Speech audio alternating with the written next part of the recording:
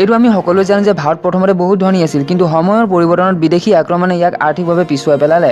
ইতিহাসৰ পাত লুটিয়াই চালে এইটো গম পোৱা যায় যে বিদেশীত সবাতোকৈ বেছি ইংৰাজে ভাৰতক শাসন কৰিছিল। কিন্তু বন্ধুসকল, কি আপুনি ভাবিছে নেকি যে যদি ইংৰাজ ভাৰতলৈ নহা হ'লে ভাৰতৰ দৃশ্য কেনেকুৱা হ'লহেঁতেন? কিছুমান মানুহে ইংৰাজ শাসন ব্যৱস্থাক ভাল বুলি কয় আৰু কিছুমানে বেয়া বুলি কয়। আচলতে সঁচাটো কোনটো? আজি আমি এই ভিডিঅ'টোত আপোনালোকক ক'ম। নমস্কাৰ বন্ধুসকল, যোৰহাটৰ পৰা মই ৰোহিত, স্বাগতম মোৰ এই নতুন ভিডিঅ'টিলৈ। আৰম্ভণিত কিছুমান ইংৰাজসকল বেপাৰ বাণিজ্যৰ উদ্দেশ্যে ভাৰতলৈ আহিছিল, কিন্তু ইহঁতক ভাৰত ইমান ভাল লাগিল যে সিহঁতে ইয়াক শাসন কৰাৰ কথা ভাবিবলৈ ধৰিলে আৰু এই উদ্দেশ্যত সিহঁতি সফলো হ'ল আৰু প্ৰায় 200 বছৰলৈকে সিহঁতি ভাৰতক শাসন কৰিলে। ভাৰতক এনে ধনী দেশ বুলি কোৱা নহয়। ভাৰতত কোহিনুৰৰ পৰা পৃথিৱীৰ সবাতোকৈ ডাঙৰ অনমোল ৰত্ন আৰু হীৰাৰ সম্পত্তি আছিল। ইংৰাজৰ শাসনকালৰ আগত ভাৰতৰ সমান সম্পত্তি কোনো দেশৰ লগত নাছিল। আপুনি জানি আচৰিত হ'ব যে শাসনকালত ইংৰাজে ভাৰতৰ পৰা প্ৰত্যেক বছৰতে 4 মিলিয়ন পাউণ্ডতকৈ অধিক সম্পত্তি নিছিল। কিন্তু এই সময়ছোৱাত ব্ৰিটিছ শাসন ব্যৱস্থাই ভাৰতৰ সামাজিক আৰু আৰ্থিকভাৱে শোষণ কৰিছিল। লগতে এনে বস্তু দি থৈ গ'ল যাক আমি চেষ্টা কৰিও পাহৰিব নোৱাৰোঁ। 1700 খ্ৰীষ্টাব্দত যেতিয়া ইংৰাজ ভাৰতত প্ৰথমবাৰ আহিছিল, তেতিয়া সিহঁতৰ মুখ্য উদ্দেশ্যটো আছিল অকল বেপাৰ বাণিজ্য। কিন্তু ভাৰতৰ সমৃদ্ধি দেখি সিহঁতি বেপাৰৰ পৰিৱৰ্তে বেলেগ কথাহে ভাবিব ধৰিলে। ইয়াৰ বাবে ইংৰাজে সৰ্বপ্ৰথমে সৰু ৰাজ্যক নিজৰ অধীন কৰিবলৈ আৰম্ভ কৰিলে আৰু যেতিয়া সৰু ৰাজ্য সিহঁতৰ অধীন হ'ল, তেতিয়া সিহঁতি সিহঁতৰ সহায়তে বেলেগ ৰাজ্যক নিজৰ অধীনলৈ আনিবলৈ ল'লে। সম্পূৰ্ণ ভাৰতক নিজৰ অধীনলৈ অনাৰ পাছত সৰ্বপ্ৰথমে ইংৰাজে ভাৰতৰ কৃষি ব্যৱস্থাক দুৰ্বল কৰিবলৈ আৰম্ভ কৰিলে।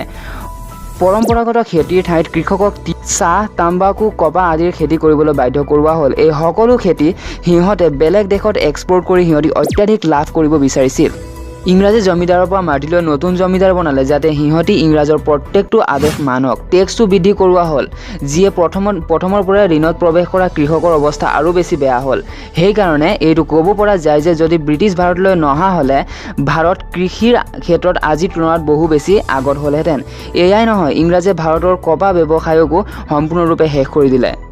ইংৰাজে ভাৰতৰ পৰা কেঁচা সামগ্ৰী কম দামত কিনি ইয়াক ইংলেণ্ডত মেচিনত প্ৰস্তুত কৰি তাকে ভাৰতত বহু দামত বিক্ৰী কৰিছিল। পাছত ইংৰাজে ভাৰততেই কাপোৰ বনোৱা মেচিন স্থাপন কৰিলে। ইয়াত সিহঁতে ইংলেণ্ডৰ তুলনাত কম দামতে কৰ্মচাৰী পাব ধৰিলে, যাৰ বাবে সিহঁতৰ বেপাৰত অধিক লাভ হ'ব ধৰিলে। এনেদৰেই ভাৰতীয় শিল্পকলাক বিদেশৰ বজাৰত পঠিয়াবলৈ অত্যাধিক টান হ'ব ধৰিলে আৰু দেশৰ পৰম্পৰাগত কাপোৰ উদ্যোগ ধ্বংস হৈ গ'ল। দেশ আৰ্থিকভাৱে আৰু বেছি দুৰ্বল হ'ব ধৰিলে, যাৰ বাবে আমাৰ দেশ এটা সময়ত ধনী দেশ বুলি জনা গৈছিল। এতিয়া লাহে লাহে ইয়াৰ পপুলাৰিটি কমিবলৈ ধৰিলে। এয়াই নহয়, ইংৰাজে আমাৰ সামাজিক পৰম্পৰাকো নিজৰ অনুসৰি প্ৰস্তুত কৰাৰ চেষ্টা কৰিলে। প্ৰথমতে আমাৰ দেশত শিক্ষাৰ কাৰণে গুৰুকুল আছিল। ইংৰাজে সিহঁতৰ কালচাৰ আমাৰ ইয়াত ব্যৱহাৰ কৰিব ধৰিলে আৰু তেতিয়াৰ পৰাই আমি ভাৰতীয় স্কুলতে পঢ়িব ধৰিলোঁ। এই স্কুলবোৰৰ উদ্দেশ্য জনসাধাৰণক শিক্ষা প্ৰদান কৰা নাছিল। ইংৰাজক নিজৰ হালোৱাৰ বাবে কিছুমান পঢ়া শুনা কৰিব জনা মানুহৰ প্ৰয়োজন আছিল। আজিকালি যি চাৰ্ট পেণ্ট আমি পিন্ধোঁ, এইবোৰো ইংৰাজৰে দান হয়। যদি ইংৰাজ ভাৰতলৈ নাহিলেহেঁতেন, তেতিয়া আজিও আমি এই স্কুলৰ ঠাইত গুৰুকুলতে শিক্ষা লৈ থাকিলোহেঁতেন আৰু ধুতি কুৰ্তা পিন্ধিলোহেঁতেন। আৰু শেষত ইংৰাজে ভাৰত বিভাজন কৰি ইয়াৰ ভৌগোলিক স্থিতিত পৰিৱৰ্তন কৰি দিলে। 1947 চনত দেশ বিভাজনত যিমান মানুহৰ মৃত্যু হৈছিল, এইবোৰ এতিয়াও ইতিহাসৰ পাতত চিহ্নিত হৈ আছে। প্ৰত্যেক শাসনতে কিছুমান বেয়া হয় আৰু লগতে কিছুমান ভালো হয়। ইংৰাজ শাসন কালত ভাৰতত কিছুমান কাম ভাল হৈছিল। আজি যিটো ৰেলক ভাৰতৰ লাইফলাইন বুলি কোৱা হয়, এইটো ইংৰাজৰে দান আৰু ভাৰতত এৰোপ্লেনৰ আৰম্ভণিও ইংৰাজৰ দ্বাৰাই হৈছিল। সেইকাৰণে এইটো ক'ব পাৰি যে যদি এই দুয়ো বস্তু ইংৰাজে আমাক নিদিলেহেঁতেন, তেতিয়া আমি নিশ্চয় এই ক্ষেত্ৰত অলপ হ'লেও পিছুৱাই থাকিলোহেঁতেন। ভাৰতত সেই সময়ত প্ৰচলিত বহু প্ৰথাক ইংৰাজে বন্ধ কৰিছিল। আপোনালোকে ধৰিব পাৰিছেনে মই সতীদাহ প্ৰথাৰ বিষয়ে কৈছোঁ? ইংৰাজৰ আগমনৰ পূৰ্বে আমাৰ দেশ বহু ঠাইত বিভাজিত হৈ আছিল, যাক ইংৰাজে এটা ভাৰত বনালে। সেইকাৰণে ক'ব পাৰি যে যদি ইংৰাজ ভাৰতলৈ নাহিলেহেঁতেন, তেতিয়া নিশ্চয় আজিও ভাৰত বহু টুকুৰাত বিভাজিত হৈ থাকিলহেঁতেন। ইংৰাজেহে সৰ্বপ্ৰথমে আমাৰ দেশত ভোট ব্যৱস্থা স্থাপন কৰিছিল। সেইকাৰণে ডেম'ক্ৰেচিক ইংৰাজৰ দান বুলি ক'ব পাৰি।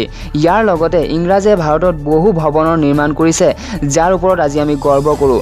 মই সংসদ ভৱন আৰু ৰাষ্ট্ৰপতি ভৱনৰ কথা কৈছোঁ।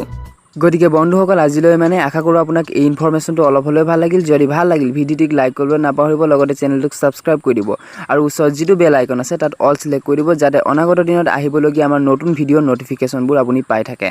গতিকে আজিলৈ আকৌ লগ পাম নতুন ভিডিঅ'ত, নতুন টপিকত। গতিকে যদি আপোনাক এই ভিডিঅ'টো ভাল লাগিছে, লাইক কৰিব, শ্বেয়াৰ কৰিব বন্ধুসকলৰ লগত আৰু চেনেলটোক ছাবস্ক্ৰাইব কৰিব নাপাহৰিব। থেংকছ ফৰ ৱাচিং।